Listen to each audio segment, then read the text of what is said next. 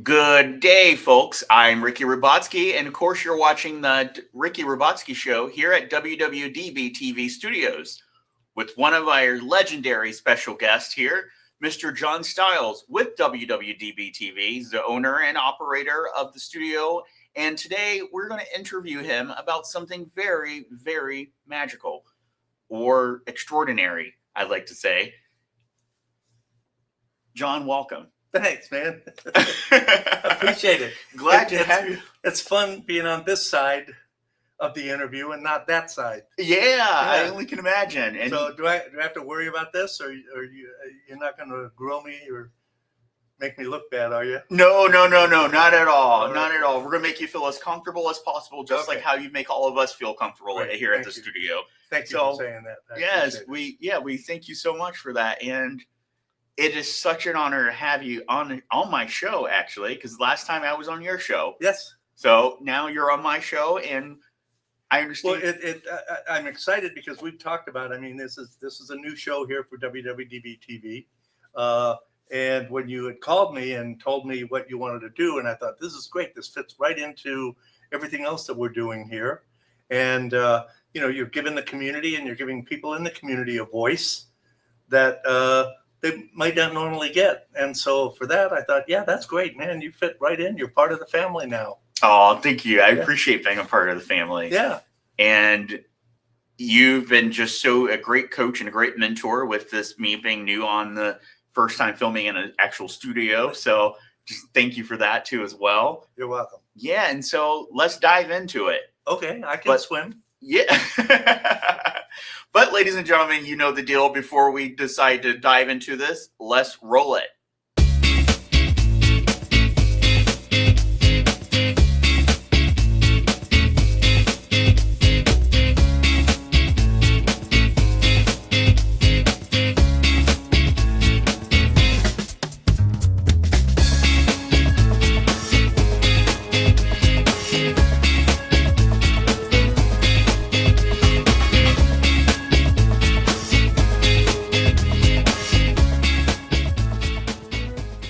Welcome back to the Ricky Robotski Show here live in studio at WWDBTV.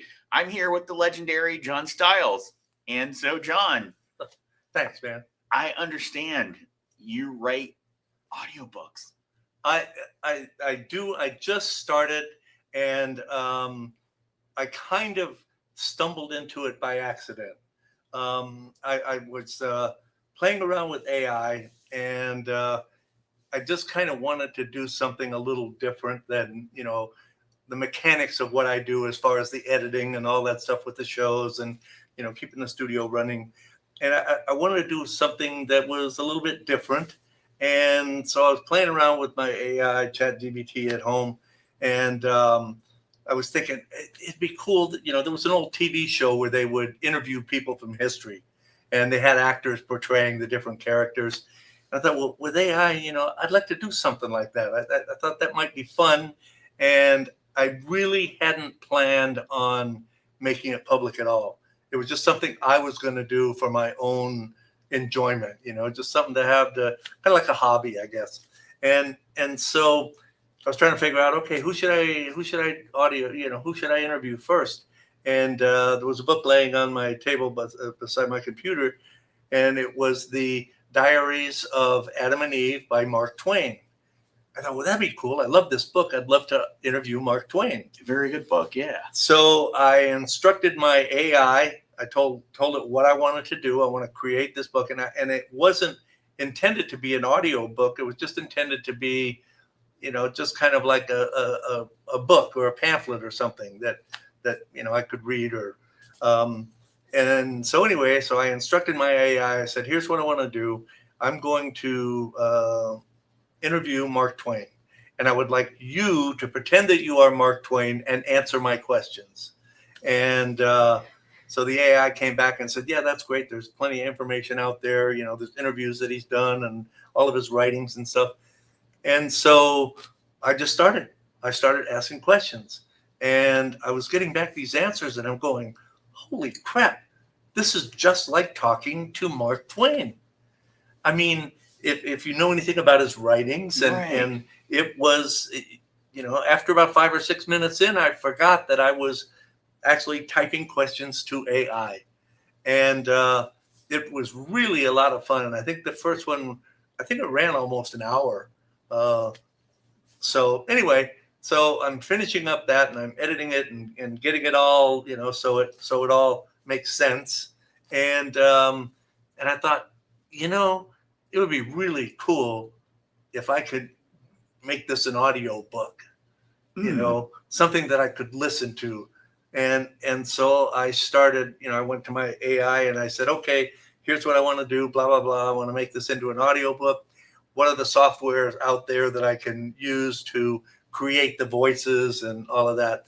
And so it suggested a couple of them. And the first one was 11 Labs. So you can send me the kickback after the show. And so, which was really easy to use. And I cloned my voice so that when you're listening, you're actually hearing my voice and my questions. But then the first one I did was Mark Twain, and I got it to create an AI voice that sounded a lot like Mark Twain, or what you would think Mark Twain sounded like. And then so I loaded all that crap into 11 Labs and then went through and, identified who said what and all that. And man, when it came out, I go, holy crap, this is awesome. Nice. Yeah. And, I thought, okay, you know what? This is cool. I sent it to a couple of my friends, just say, hey guys, check this out. See what I just did. And they all came back with, holy crap, John, you got to keep doing that. This is awesome. We want to see more. And so that's what happened. Next I did Marilyn Monroe, which was that blew me away. And then I did John Lennon. So I've got 3 so far. And now I've got my friends sending me, hey, please interview so-and-so next, and please interview so-and-so next. And so now this is I'm using this as my therapy. This is amazing. And it's so much fun. And so I have I've uploaded it to the WWDBTV YouTube channel. Okay. And our Facebook page, the WWDBTV Las Vegas, and my own Facebook page. And so, and this has all been this week. That I started uploading them. Excuse me. And been fun. And I'm sorry, I'm hogging all the conversations now. It's your turn. No, well, I'm so glad to hear that. But I wanted to reiterate. So this is through ChatGPT that you're using. Yeah. And ladies and gentlemen, for our viewers out there, ChatGPT is a source that you could use it's an AI resource that you could use. But I never knew that you could actually clone your voice. So could you tell us a little more about that? Cloning your voice. Okay, that's you have to use another program for that. That's the 11 Labs that I talked about. Okay. And it's really simple. All you need is I think 10 or 15 seconds of your own voice recorded that you upload to. You could take, for example, if you wanted to do this, you could take and record a portion of your show with your voice, and then just upload that voice to 11 Labs, and it will clone your voice. And then once you've cloned that, and once you've got the voice, then all you have to do is you write out the script, or you copy and paste the script from whatever source that you want to use. And then you just have to identify each line, who said what and when. Wow. It sounds complicated, but after you've done it once, it's really easy. And so yesterday, we have a show here called Cybersecurity Awareness TV with Professor Mac Jackson, Dr. Mac Jackson. I'm sorry, Mac. And he and I discussed the pros and cons of AI. And one of the things that we talked about was that AI is a valuable tool. Mm-hmm. And that's the important part. It's a tool.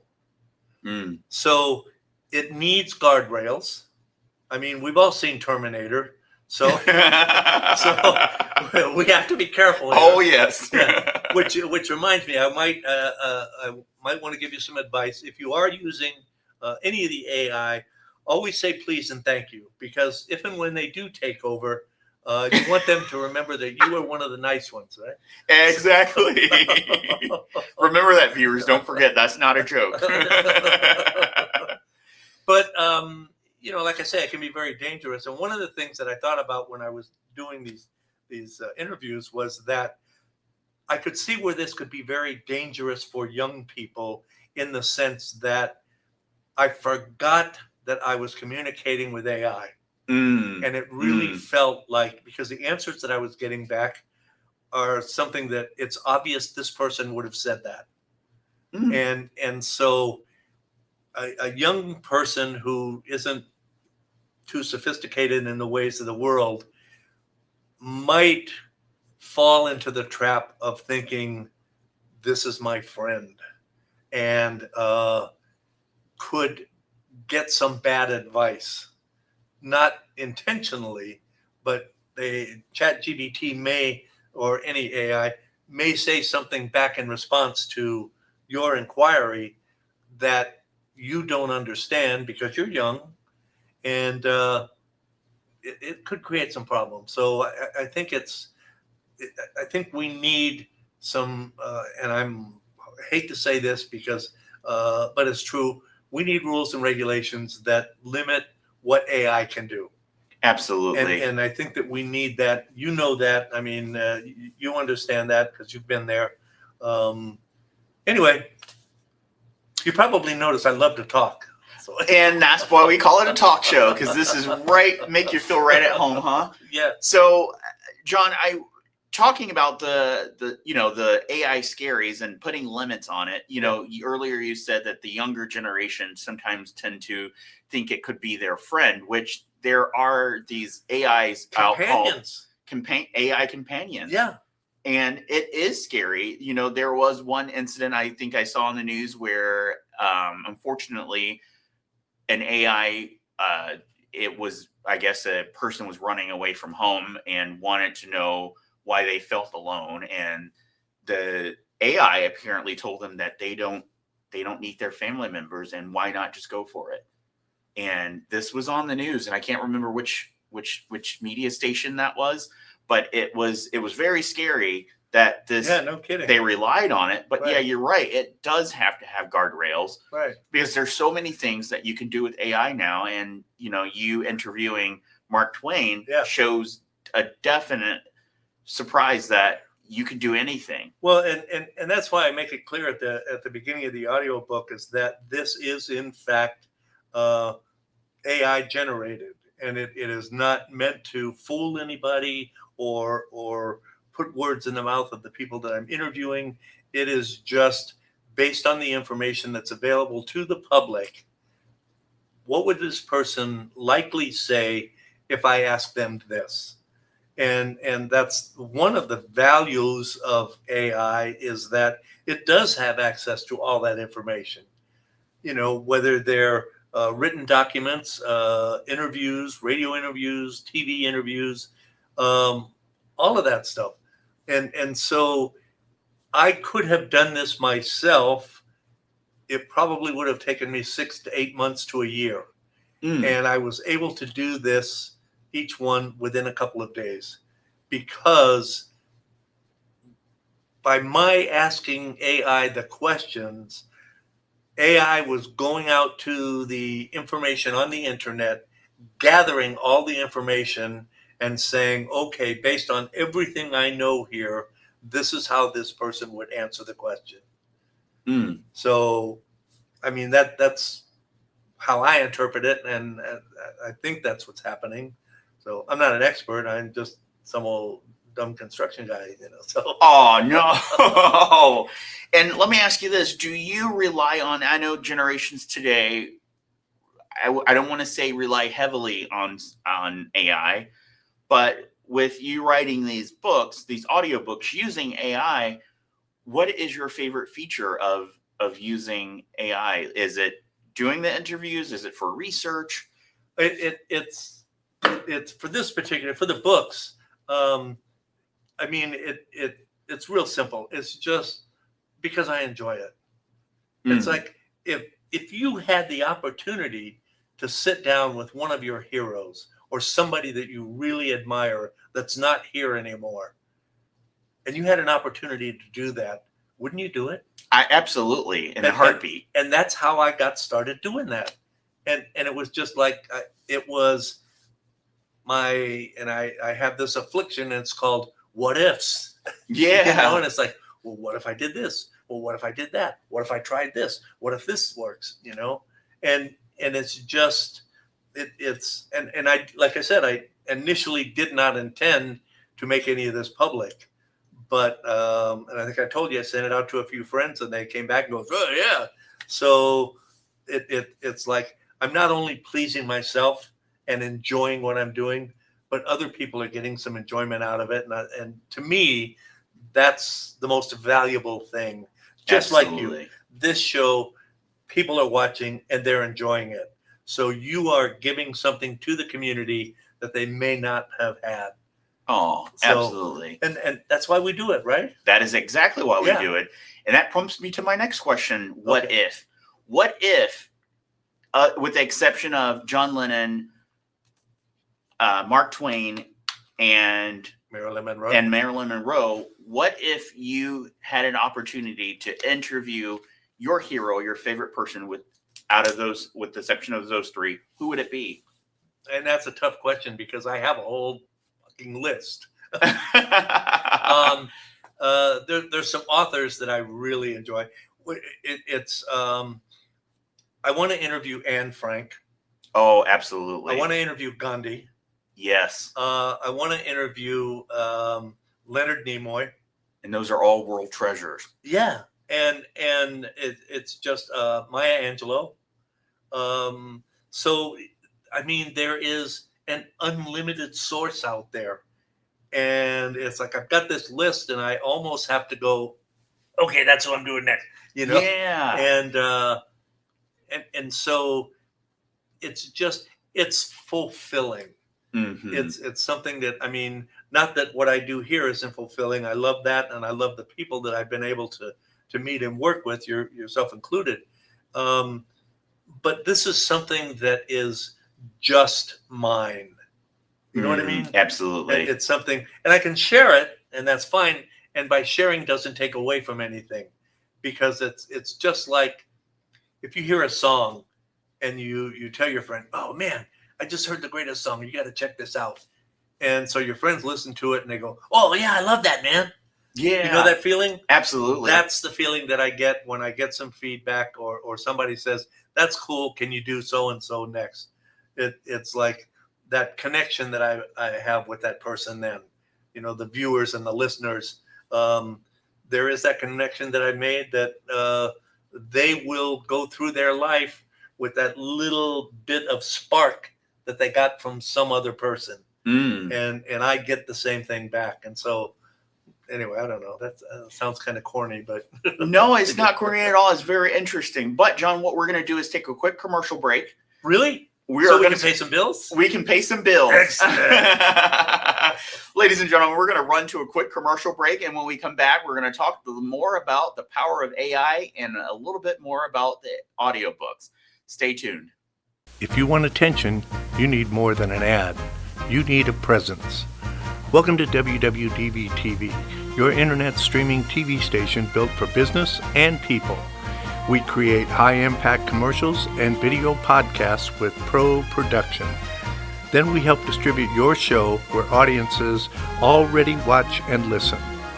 Your brand, your story. Broadcast ready. On streaming, on social, and beyond.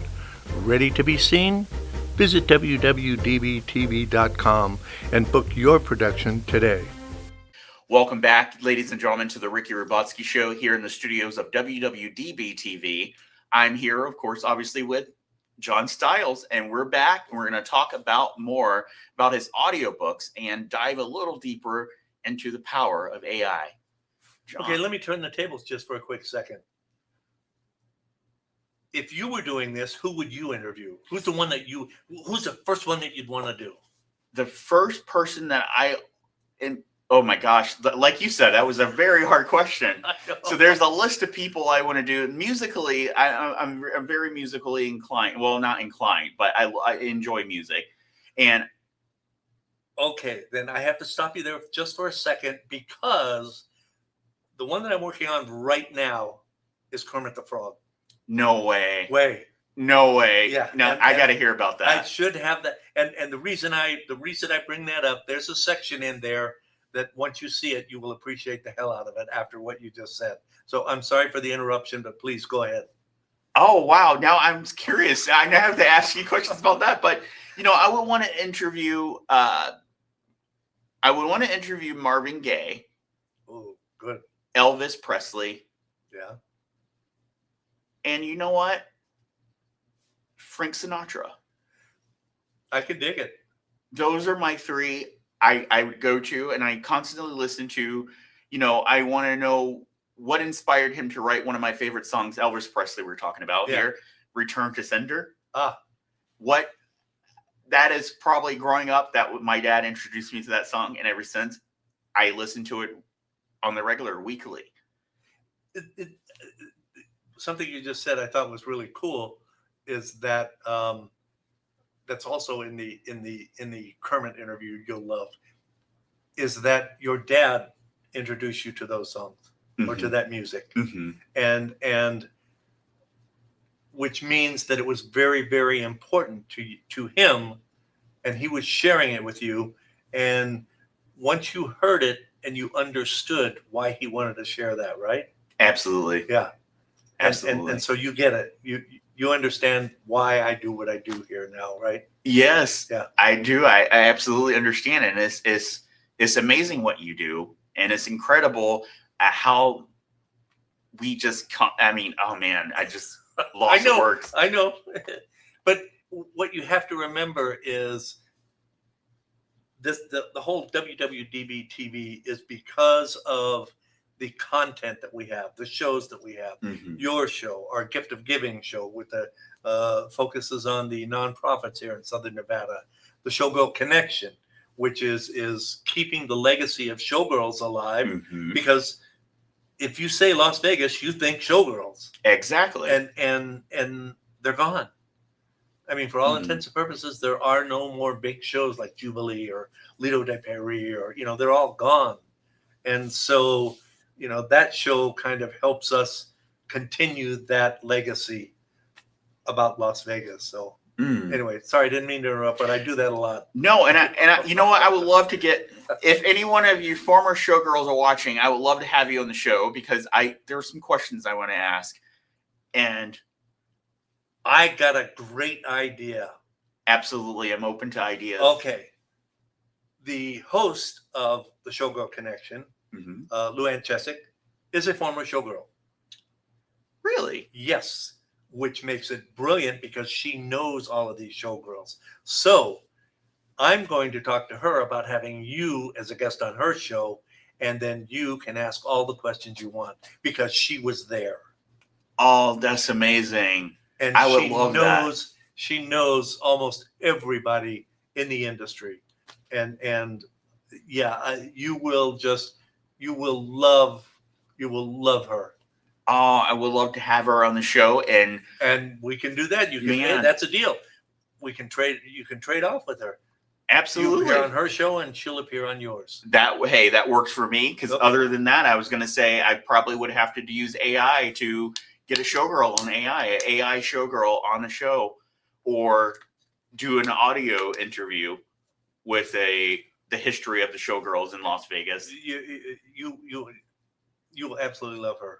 Absolutely. Yeah. I'm sure I would. Yeah, I'm sure I would. And she is, and it's funny because when she started out, the first couple of shows, she wasn't quite sure how she was getting her footing and learning how to be a host. And now, boy, she just knocks it out of the park.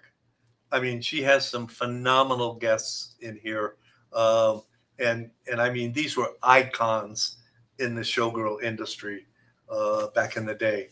and some of the modern ones too. Now there are some showgirls that are still working in a few of the little shows around town, but it's to me it's interesting as hell. I get to sit back there and listen to all of the stories and see the pictures from some of the things that they experienced, and how the one thing that I've noticed is almost everyone, regardless of how well they knew each other or how many times they worked together or whether or not they worked together, they are a club or a clique that is very, very close. Oh, you were in Lido? Immediate bond. Oh, it's amazing. like, so Yeah. and it's fun to see that. So anyway, yeah, we'll set that up. I'll make that happen. Oh, I really appreciate that. That's why we get the big bucks, right? Absolutely. And because I wanted to know what happened to the Tropicana, but the showgirls at the Tropicana. She was there. Oh, and oh my God. Listen, she did a whole reunion for the showgirls. I think a month before the Tropicana closed. Oh man. And so, I mean, yeah, that's you're gonna love her. I don't think there's a question you could ask that she couldn't answer. So. Oh man, I really appreciate that opportunity. No worries. Oh yeah. Yes, absolutely. And I'm sure she'll be happy to do it, because the name of the show is The Showgirl Connection. It's not just all about showgirls, because we've had the showgirls, showboys, and one of the things that I learned that I didn't know, because it's just a regular old person sitting in the audience. My opinion was every woman up on that stage was a showgirl. No, they're not. Really? Really. Some of them are dancers. The showgirls are the ones that had the big costumes and and they really, the ones that come down the stairs and all of that stuff. Those are the showgirls. And then there's the dancers. And so they're two different. In other words, some of the showgirls were also dancers. Well, and some of the dancers were showgirls, but it's like, just because you were up there as a dancer, you were not considered a showgirl.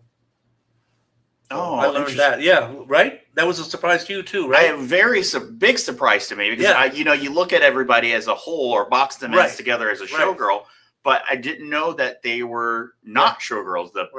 They were listed as dancers or whatever. Or and for those of you that have seen The Last Showgirl, it ain't nothing like that. I'm serious. And when that came out, it was interesting, the comments from some of the people who had been there and done that, So anyway, sorry. Yeah, no. Keep getting us off track, huh? Don't be sorry. Do not be sorry. This is a show about extraordinary people and extraordinary things, and we were talking about the power of AI and how you wrote your. Oh, that's right. That's how we got started, huh? Yep, that's exactly how we got started. And I don't know what took us off on that bench, but I'm glad we went on that trail. On that trail. Yeah. All right. Yeah. Well, let me ask you, why did you start doing this? What made you want to have the Ricky Robotski Show? Like I said, in the past, when I was a kid, I was 7 years old, approximately, maybe 12. But I had a knack for cameras, and my grandfather, being a kid, you had a Panasonic camera, which back in the day, those things were expensive. So you wouldn't just let a kid on top of that, just carry this huge camera around the house. You'd be in fear that they drop it. Yeah, but the camera probably weighed more than you did. It did. I mean, that thing was heavy and it had all these buttons. Only button I knew was record, stop, and rewind.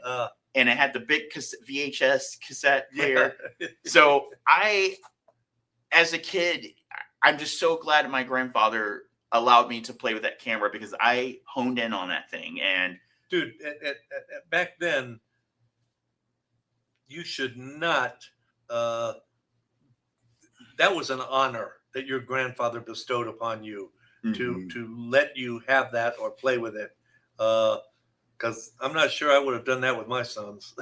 Oh yeah, and I hear a lot of people say your granddad must have really trusted you, because no kidding, there's no way those cameras were expensive. Really, really honored. Man. I am definitely honored, grandfather. If you're watching this, or G-father, as I say, if you're watching this, thank you so much for inspiring me. But I'm going to go ahead and answer the question that John just asked about what inspired me to start the show. Well, as a kid at the age of between 7 or 12, if I could recall, I would go around the house with a camera interviewing family members. Now, we had a family reunion that particular year, and I took the camera from my uncle or my grandfather, and I went around interviewing people. I started with my mom, my grandfather himself,